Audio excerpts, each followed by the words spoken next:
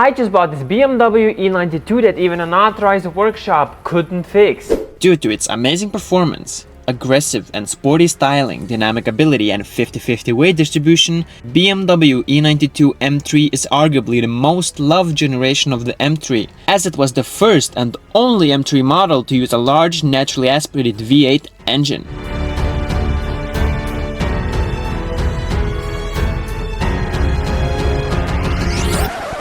But let's be honest, I wasn't gonna buy an M3 anytime soon. So when this thing popped up for sale, I instantly knew I had to buy it. BMW E92 320i, it was 7 hours away, broken and abandoned. So of course I bought it without even seeing it. The head gasket blew, and the previous owner delivered the car to an authorized workshop to repair it. So they removed the head, resurfaced it, and reinstalled it with new head gasket and hardware. But unfortunately after that, or well, fortunately for me, the car never ran the same. So then the workshop just parked it, and well, couldn't fix it.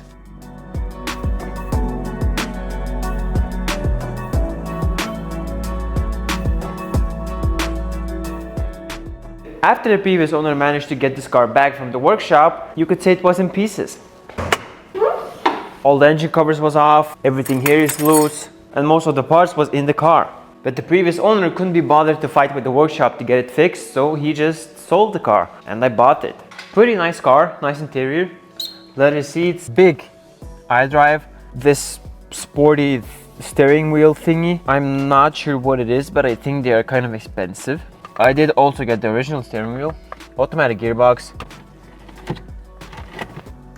working cup holders. Okay, there's some kind of sticker trim here. Sunroof, dark headliner. Whoa.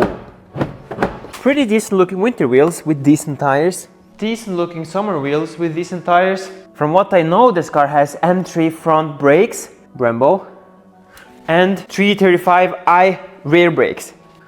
Little dent here, missing cover here, a bit scratched up front bumper, but overall the car is in pretty decent shape for being that I only paid 30,000 crowns for it. It also has this kind of carbon lid here. Battery is disconnected right now. It actually might be missing the cover here, so probably need to order that as well if it's not in the car. This car has N43 B28 inline 4-cylinder 2-liter petrol engine. So we have some knowledge about these things. Success. The car is running. First, let's remove the plastics a bit. So now what I found interesting is that the previous owner told me he gave me all the parts, all that he had. He has no idea about engines and he doesn't know what needs to be here. And what I saw immediately is that petrol high pressure pump is missing. It's supposed to be right here. And you can see it's like pretty dirty in here. So that's missing, and we're also missing the pipe that goes from the fuel supply, and there's supposed to be a pipe here which connects fuel pressure sensor and goes over here. So that was missing. He said he has no idea about it. He didn't tell me about it, but I already managed to find another one, another high pressure pump, used but working, suppose, and also this pipe which goes from here to here, like that. So what's the first step, you may ask? So I think first step is to at least remove the spark plugs and maybe put some oil into the cylinders. All these coils are like installed sideways. They're supposed to be at an angle. This is like... Ooh. That's how they look. I mean, they do smell like petrol.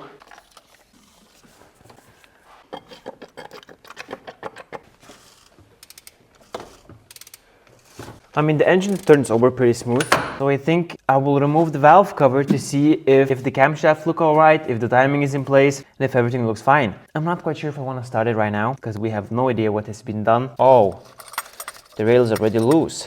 And we probably will need to change the oil if we get that far that we actually want to start it, or at least try to start it.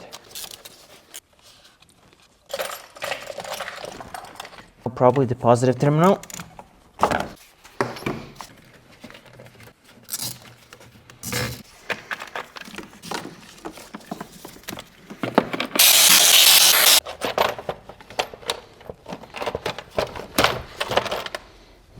Pretty damn clean if you ask me.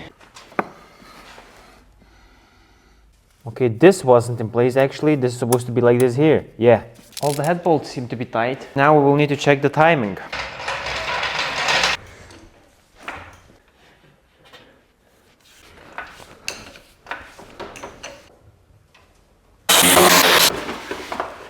So now the hole to lock the flywheel is the oil pan, and it's on that housing in there. So you must put your hand up and then you lock the flywheel this way. Pretty hard to do with everything still on, but you just make sure that cylinder 1 is on TDC, like this. And here's the locking pin that locks the flywheel. So you need to put it in, and then with the other hand move this to turn the crankshaft front and back to find the hole so it slides in. Now it's in. Perfect. So now the pin is in, and you can see that the screwdriver is up, so that means the first cylinder is TDC. So now this is the Vanos timing, and it should line up with these holes, and it does. And this thing goes over the cams on the end.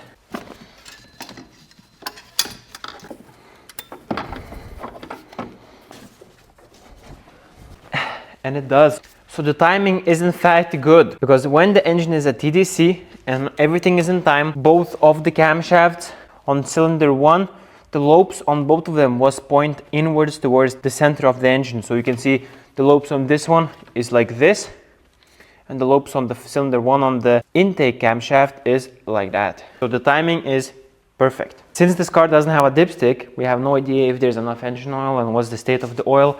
So I will drain it, and I will replace the filter as well before we try to start the car.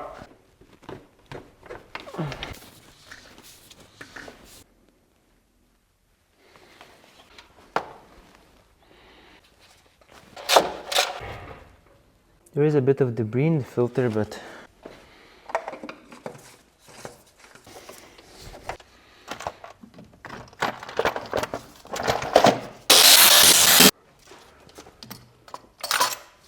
then this new pipe fuel pressure sensor.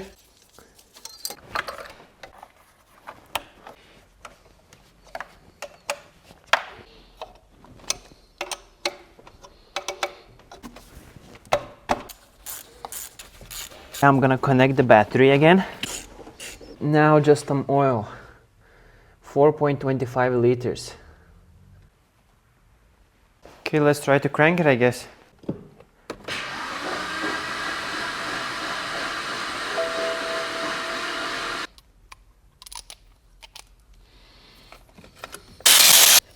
I'm just going snug.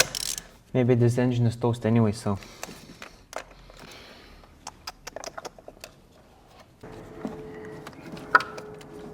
I mean, let's see what happens now.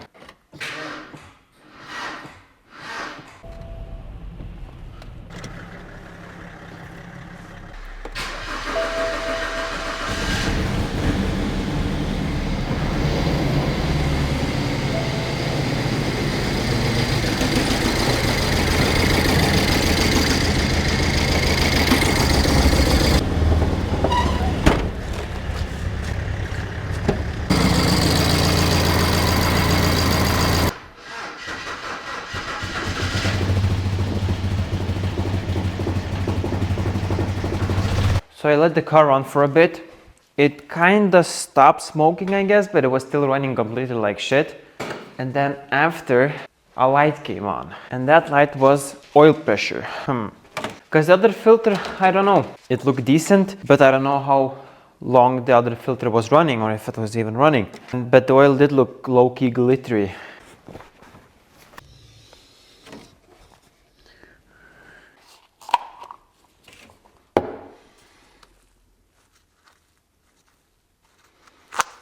The filter is clean, but the oil is glittery. Yeah. Metal shavings. This engine is toast. What's the plan now? We need another engine. This is a MAN. We will need to pull this engine out, and I will need to source another one. Because all the glitter in the oil, they're probably from a spun rod bearing, or multiple of them. Because what I'm guessing happened is water from cooling system ended up in the oil of the engine, and the water that mixed with oil didn't produce enough lubrication for the crankshaft bearings, and then it spun itself. Or, I don't know, the workshop ran the engine without oil, but they forgot to add it, or something like that. Well, at this point, there's not much that we can do. So we will pull it out and we will strip the engine down to check what actually happened, because it's most likely the crankshaft that is spun. But else we know that the engine is running, all the components around it is fine, and the car should be fine as long as we put another engine in it. So I think we will not remove it together with the gearbox. I have pulled exactly this engine on a 1 Series together with the gearbox, but it was manual and this is automatic. This is a heavy gearbox, so I think we will disconnect the gearbox with the converter from the engine, then just pull the engine out without removing the whole front. So we'll need to remove everything up top, then go under, remove the gearbox housing bolts around, and also undo the torque converter, push the gearbox back a bit, and then just out with the engine. Good morning. Time to pull this bad boy out.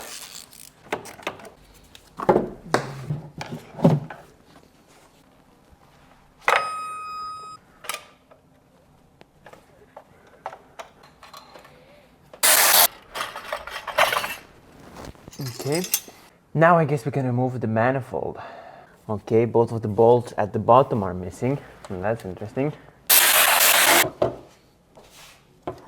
Now we need to go under, inside, and undo the little pipe.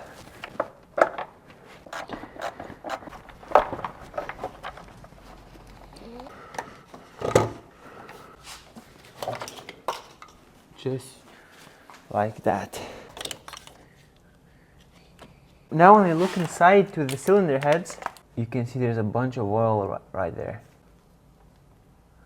All around the valves there's a bunch of oil in all the cylinders.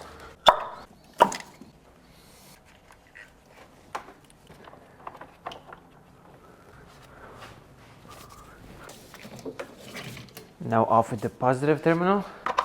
Okay. I'm not quite sure why all the bolts are like missing and loose. Now the knock sensors, and in order to remove the knock sensors we need to remove the starter.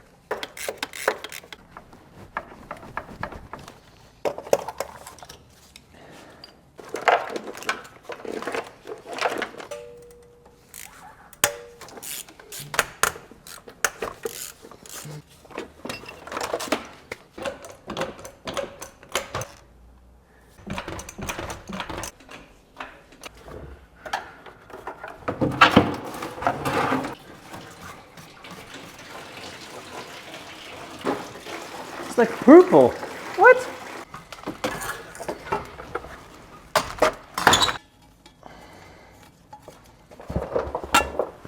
Okay, now the freaking exhaust bolts. These, I hope they're gonna come out.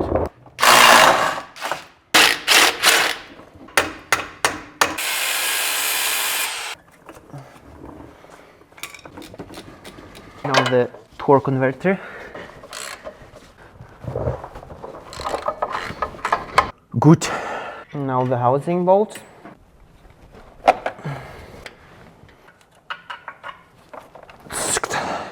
And I'm again marking so I know in which place the bolts go back in. Maybe it would have been better to just pull out the engine with the gearbox on. Oh well.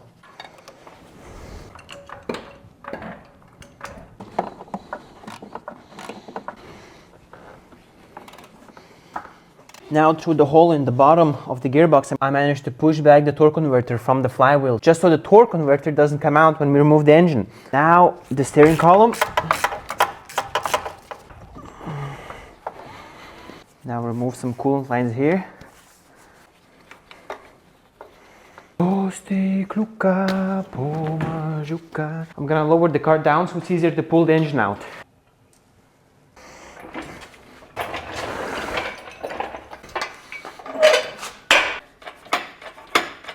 So we need to put this thing on.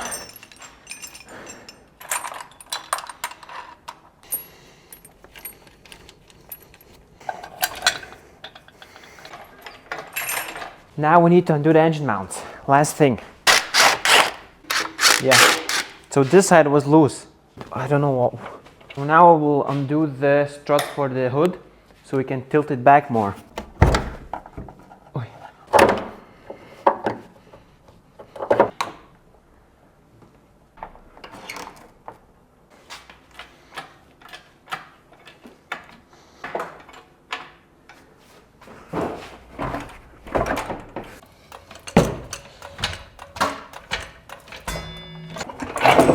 Oi.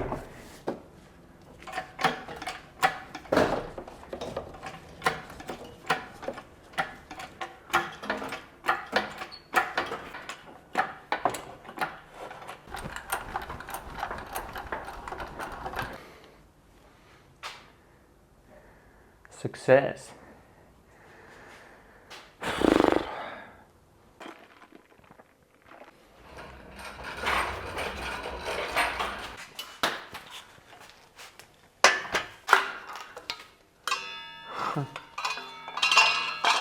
So for that to work, we have to remove the. So now I will lock the crankshaft with the toolkit.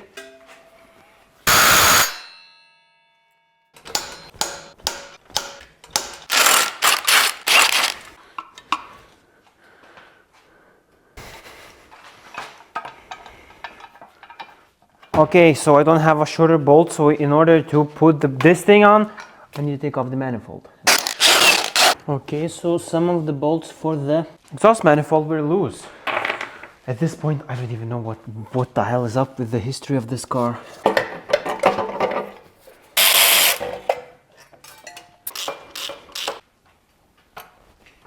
Good.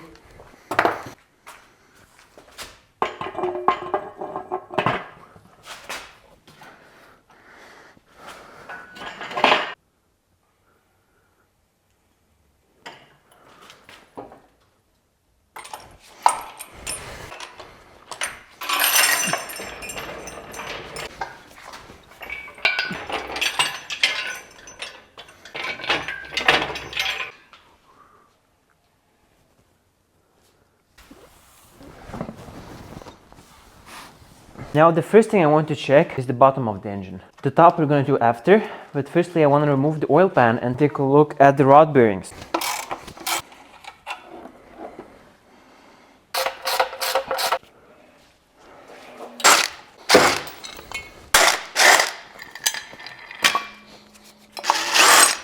This bolt is also off for the oil pan.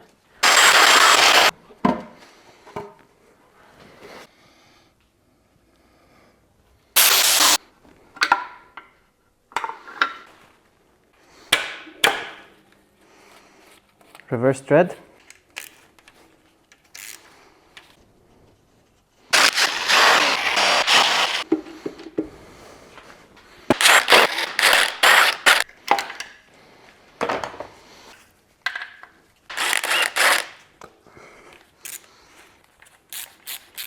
Now we use a pin and pull the old tensioner in place with it, like that.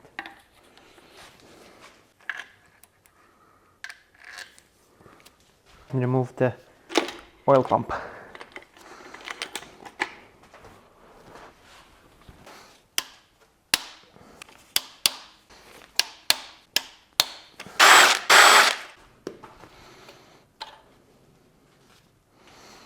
That came out without the bearing.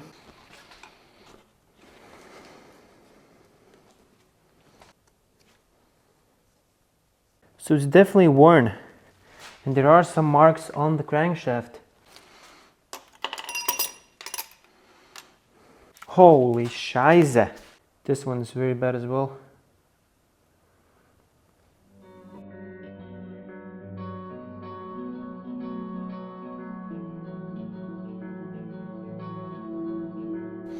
So that's how they look. The bottom ones scratched as hell. The top one scratched even worse down to the copper. And the crankshaft, not as bad as I expected. There are a lot of visual scratches, but nothing you can feel with your fingernail. So now I want to check what's up with the head gasket and is it leaking or anything.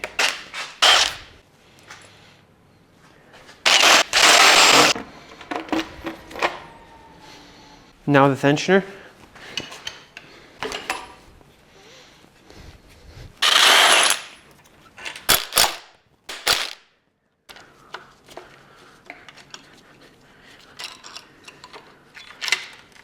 and exhaust.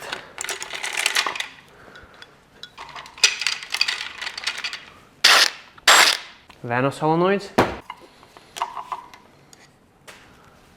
A bunch of dirt on it. This one's even worse.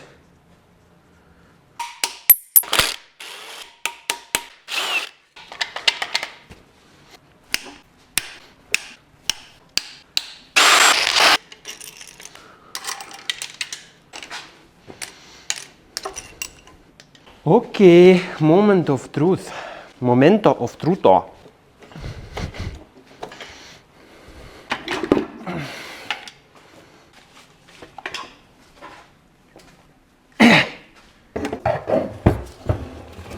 So the head definitely has been resurfaced.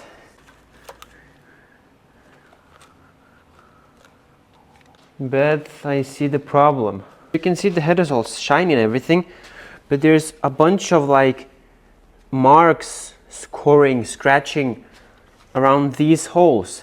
Here you can see it's like all bent and stuff. And here. And that's where the guide pins are for the head. And you can see that this guide pin is completely demolished.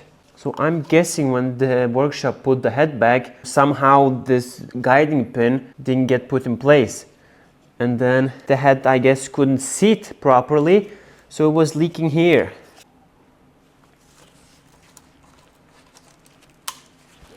Yeah, the head gasket is even like stuck.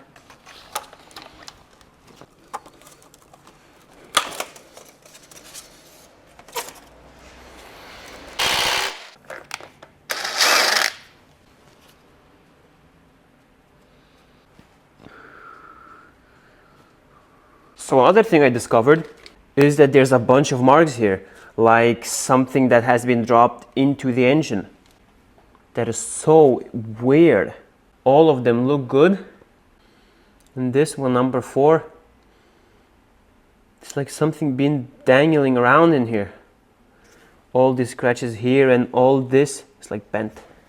We need to remove the crankshaft and inspect the main bearings.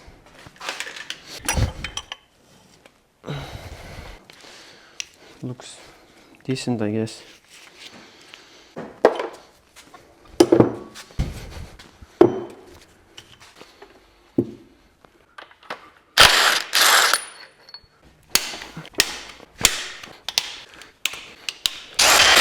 Okay, so all the big bolts are the same.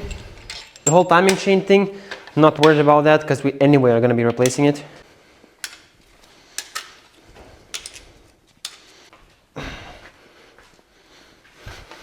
So the main bearing journals are fine as well. Oh, this thing is heavy. So what's the plan now, you may ask? So I have spoken to the machine shop and he said that this crank seems like it's fully usable. There's nothing wrong with it, just few scratches that you can fully polish out. So at this point it seems like we will not need another engine, we will rebuild the same one. At least that's the plan for now. But before we can say anything else, there's still one more thing we have to check, and that is the oil pump. We don't really know the state of the oil pump, and if that's bad, it could set us back a fair amount of money. But before we do anything, we have to check the same one. Maybe it's fine, and maybe the oil pressure light was because of the destroyed rod bearings. Because these rod bearings was very worn. That means that the clearance for the rod bearings was a lot bigger, and there was a lot more space that had to get filled up with oil, and that could cause a low pressure oil light.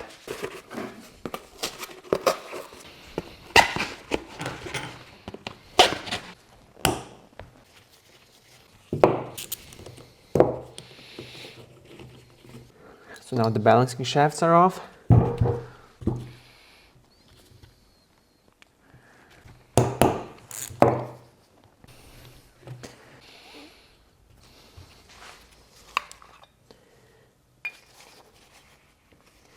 So you can see there's some nasty scoring marks on it.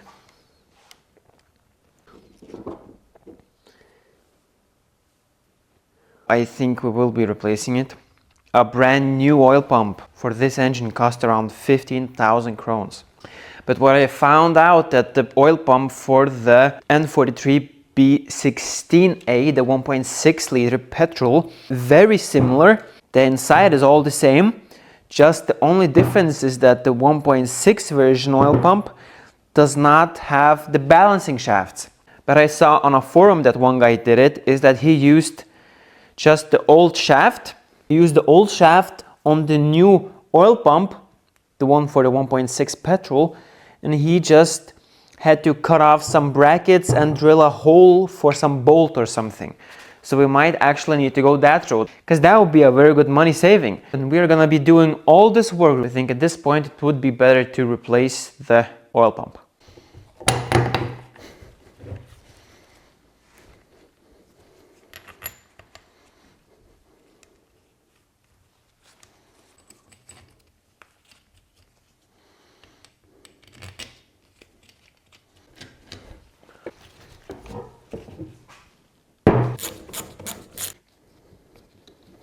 So we know that the oil pump is bad. Now we can put it to the side.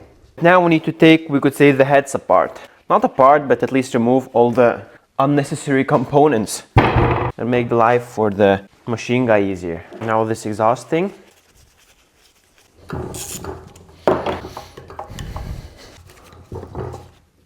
Then these sensor thingies. Camshaft position sensors, if I'm correct.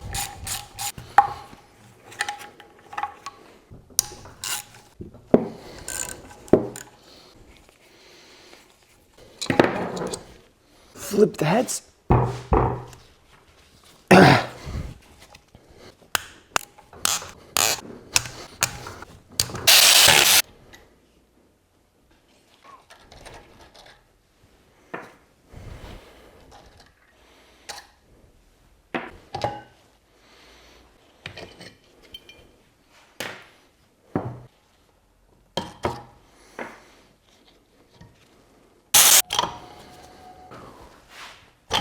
Oh. Ah. We can probably also remove this vacuum pump, I think.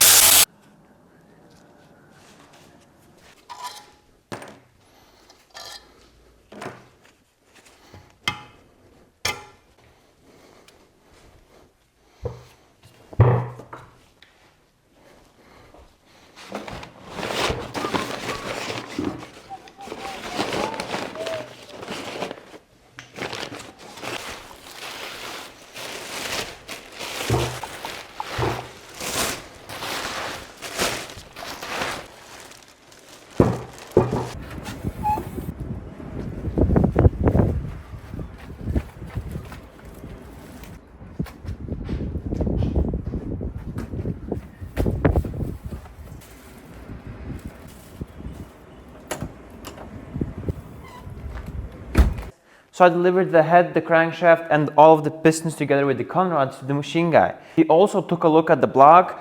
He looked where the guide pin was destroyed, because there is some few scratches on the surface. And he said that this is no big deal, this is not gonna cause any problems, and it's nothing to worry about. I know I said we were gonna change this engine, but at this point, we will rebuild it. The cost, well, this is gonna end up costing more than a used engine, but with used engines, you never know, you have to buy it. You're not just gonna slap it in, you need to replace the timing chains and all other things, and that costs also money. So at this point, we can reuse the old crankshaft and rebuild this engine.